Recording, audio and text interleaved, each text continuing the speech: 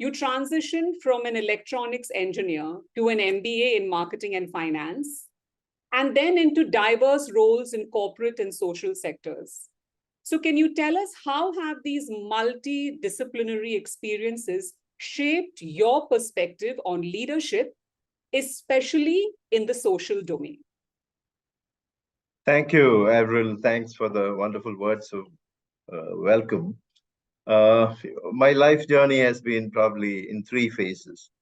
The first phase for everyone is academics. All of us try to excel at academics, get into graduation, post-graduation. And the ultimate aim of that is to get into a job and a good job, a good career. So I followed the same route. Uh, so switching from engineering to MBA was easy. I didn't like engineering too much. So I was looking for an exit into something more broader and not too specialized. And management came as a wonderful ally in doing that. But when I finished management and I got into corporate life, I realized you can't run away from specializing. Whatever you do, whatever you want to excel, you have to know the nuts and bolts of it well. Of course, the large picture is given by the management perspective, more at the strategic level. But at the doing level, at the operational excellence level, you need to know your details, without which means every assignment I did, I learned on the job and learned every day, worked very hard for it. And in Godrej, I was very fortunate. I was given diverse assignments over a period of 20 years. I must have done about 12 assignments. The longest one was 3 years, and the shortest one was probably 6 months. So I was job rotated from sales to marketing to manufacturing to heading a division, heading a function, the whole HR for the group company, then a head of joint venture.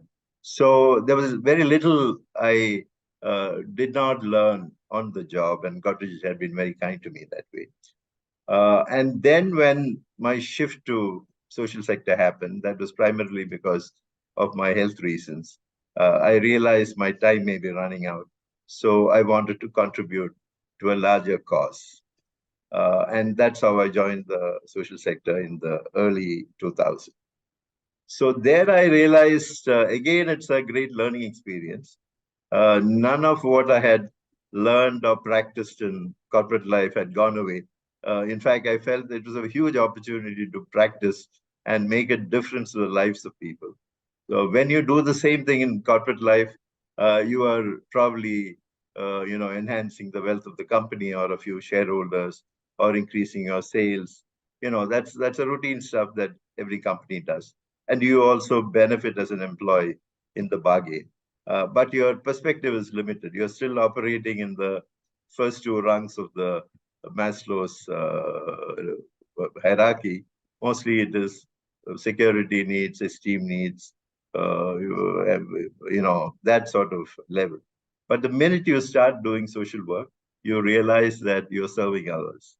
And there are so many people, deserving people to be served.